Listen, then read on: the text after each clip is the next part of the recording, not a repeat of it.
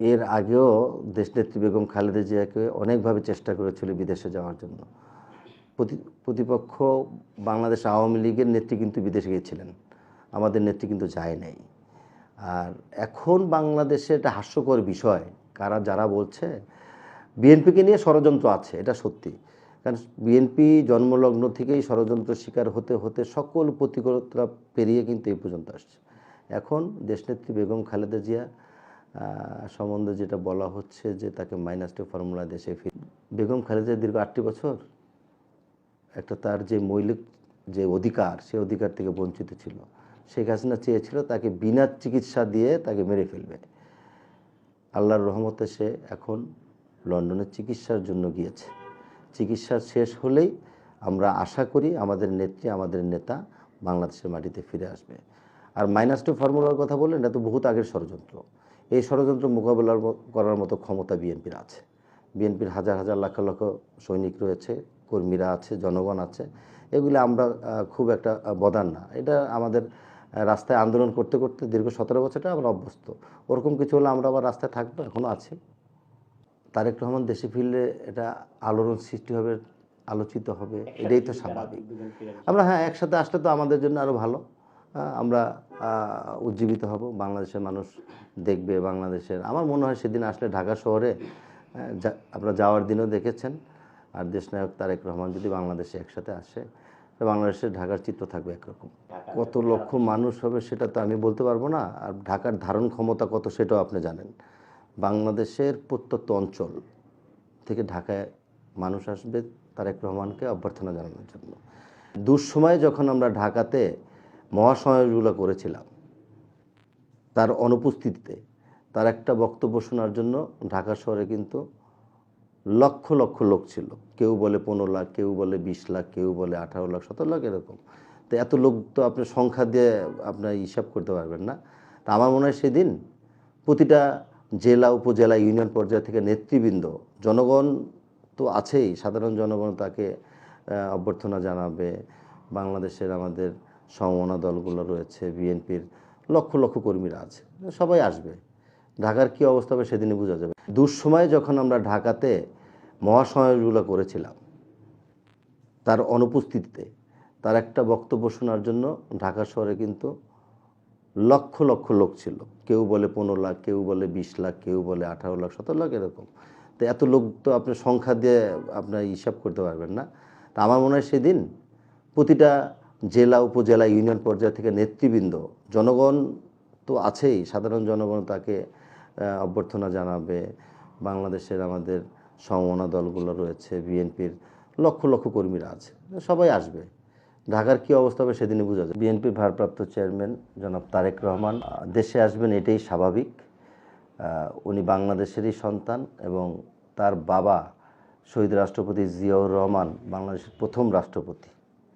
তার মা তিনবারের প্রধানমন্ত্রী এবং জনাব তারেক রহমান বিএনপির বর্তমান ভারপ্রাপ্ত চেয়ারম্যান, যিনি দেশনেত্রী বেগম খালেদা জিয়ার অবর্তমানে দীর্ঘ 10-12টি বছর এই স্বৈরাচার ফ্যাসিস্ট হাসিনা সরকারের বিরুদ্ধে হাজার কিলোমিটার দূরে থেকে নেতৃত্ব দিয়ে হাসিনার পতন আন্দোলনকে ত্বরান্বিত করেছেন, বিএনপিকে শক্তিশালী করেছেন। উনি দেশে আসবেন, এটা স্বাভাবিক।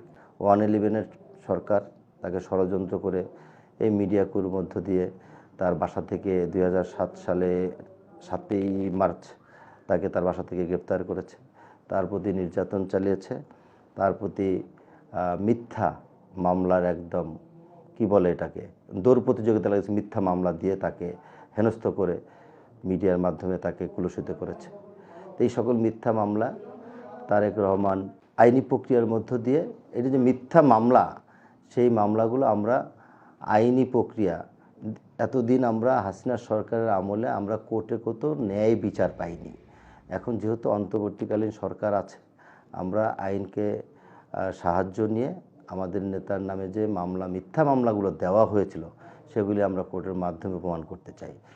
কোর্টের মাধ্যমে উনি মামলা থেকে ইতিমধ্যে অনেকগুলো খালাস পেয়ে আছেন, আর কিছু মামলা রয়েছে, সেগুলি খালাস পেলে অবশ্যই অতি দ্রুত তিনি বাংলাদেশের জনগণের কাছে চলে আসবেন। আমি আগেই বলেছি যে জনাব তারেক রহমান মিথ্যা মামলার শিকার, আমরা জনগণের কাছে, বাংলাদেশের মানুষের কাছে প্রমাণ করতে চাই যে আমাদের নেতার বিরুদ্ধে যেই মিথ্যা মামলাগুলো দিয়েছে সেগুলি আইনি প্রক্রিয়া এবং কোর্টের মাধ্যমে সেই মামলা যে মিথ্যা এটা প্রমাণ করতে চাই, এবং খালাস হয়ে উনি অতি দ্রুত বাংলাদেশে ফিরে আসবে, এটাই আমরা কামনা করি। জনাব তারেক রহমান আগেও যেভাবে নেতাকর্মীদের সাথে মনিটরিং করতেন, কথা বলতেন ভিডিও কলে, বিভিন্ন কর্মসূচিতে, উনি অব্যাহত এর চেয়ে বেশি করে এখন প্রতিটি জেলায়, ডিস্ট্রিক্টে, থানায় পর্যন্ত উনি কিন্তু এখন মিটিং করছে। আপনি নিজেও জানেন, গত 2 মাস আগে প্রতিটি জেলা, উপজেলা, থানা পর্যায়ে কিন্তু উনি কথা বলেছেন, এখনও অব্যাহত রয়েছে। উনি আগে যেভাবে ছিলেন তার চেয়ে বেশি করে এখন কাজ করছেন, নেতাকর্মীদের সাথে যোগাযোগ করছেন। আমরা কিন্তু বহুত আগেই বলেছি যে আমরা বাংলাদেশ জাতীয়তাবাদী দল দেশের স্বাধীনতা সার্বভৌমত্ব রক্ষার জন্য আমরা ইন্ডিয়ার বিপক্ষে কিন্তু আমরা টিপাই মুখবাদ থেকে শুরু করে বিভিন্ন পর্যায়ে কিন্তু আমরা আন্দোলন করেছি। এটি পার্শ্ববর্তী রাষ্ট্র একটি দলের পক্ষে এইভাবে নেকেডলি থাকতে পারে না। তারা বাংলাদেশের জনগণ, ইন্ডিয়ার জনগণ, তারা একে অপরের সাথে সৌহার্দ্যপূর্ণ পরিবেশ বজায় রাখবে, এটাই স্বাভাবিক। কিন্তু আমরা বহুত আগে থেকেই বলে আসছি যে একটা বিশেষ রাজনৈতিক দলকে ইন্ডিয়ান সরকার, বর্তমানে মোদী সরকার যেভাবে তাদেরকে লালন পালন করছে, এর একটাই কারণ, নতজানু পররাষ্ট্রনীতি। আমাদের বর্ডারে তারা অবৈধভাবে আমাদের লোকজনকে মেরে কাঁটাতারে ফেলানিকে ঝুলিয়ে রেখেছিল, অবগত আছেন। বাংলাদেশ সরকার, আজ্ঞাবহ সরকার একটা প্রতিবাদও করে নেই। বর্তমানে আপনারা দেখছেন যে ইন্ডিয়া জোর করে আমাদের কিছু জমি দখল করেছিল, কতদিন আগে পত্রপত্রিকা দেখেছেন। বাংলাদেশের আর্মি, সেনাবাহিনী সহ ওই অঞ্চলের জনগণ কিন্তু এটা প্রতিরোধ করেছে। তো সেক্ষেত্রে পার্থক্য তো আছেই। তাদের মন্ত্রীরাই বলে, পত্রপত্রিকার, টিভির সাক্ষাৎকার দিয়ে বলেছে, সাবেক যে অবৈধ প্রধানমন্ত্রী শেখ হাসিনা, সেও বলেছে ইন্ডিয়াকে যা দিয়েছে সারা জীবন মনে রাখবে। হ্যাঁ, সারা জীবন তো মনে রাখছে, ঋণী আছে, যা চেয়েছে তাই দিয়েছে। স্বামী স্ত্রীর সম্পর্ক সব কিছু মিলে এটা তো স্বাভাবিক বিষয়, তাদের পক্ষেই থাকবে। একটা দেশে গেলে, এক দেশ থেকে যেতে গেলে ভিসা লাগে, পাসপোর্ট লাগে। পাসপোর্টও লাগে না আওয়ামী লীগারদের, ভিসা তো দূরের কথা। গত পরশুদিন দেখলাম পার্লামেন্টে, ইন্ডিয়ান পার্লামেন্টে দেখছি একজন পার্লামেন্ট মেম্বার মোদি এবং অমিত শাহকে প্রশ্ন করে বলেছিল যে এতটুকু সীমানা পেরিয়ে কিভাবে দিল্লিতে আসলো, আপনি দেখেছেন কিনা আমি জানি না, সোশ্যাল মিডিয়াতে ভাইরাল হয়েছে। ইন্ডিয়াতে এটা নিয়েও কথা আছে। তো ইন্ডিয়া একটা রাষ্ট্রের প্রতি রাষ্ট্র নয়, ইন্ডিয়া একটা বিশেষ রাজনৈতিক দল আওয়ামী লীগের সাথে তাদের একটা ওই যে বিবাহ সম্পর্ক, স্বামী স্ত্রীর সম্পর্ক, এটা আবার নতুন করে দীর্ঘদিন যেটা বলে আসছিলাম আবার প্রমাণ হয়েছে। যখন বাংলাদেশ থেকে শেখ হাসিনা সরকার বিতাড়িত হলো, তখন থেকে কিন্তু তারা কূটকৌশল বিভিন্নভাবে ষড়যন্ত্র করে এই অন্তর্বর্তী সরকার থেকে শুরু করে দেশের ভিতরে অরাজকতা করে নতুন করে তাদের আধিপত্য বিস্তারের জন্য যেই ষড়যন্ত্রগুলো করার দরকার একের পর একের করছে, কিন্তু কোনোটাই কোনোভাবে লাভবান হচ্ছে না। কারণ এখন নতজানু সরকার নাই, এখন বাংলাদেশে প্রতিবাদী সরকার, বাংলাদেশের প্রতিবাদী মানুষ এখন জাগ্রত হয়েছে যে ইন্ডিয়াকে যে মানুষ এতটুকু হেট করে, এইবার আন্দোলন সংগ্রামে কিন্তু এটা প্রমাণ হয়েছে।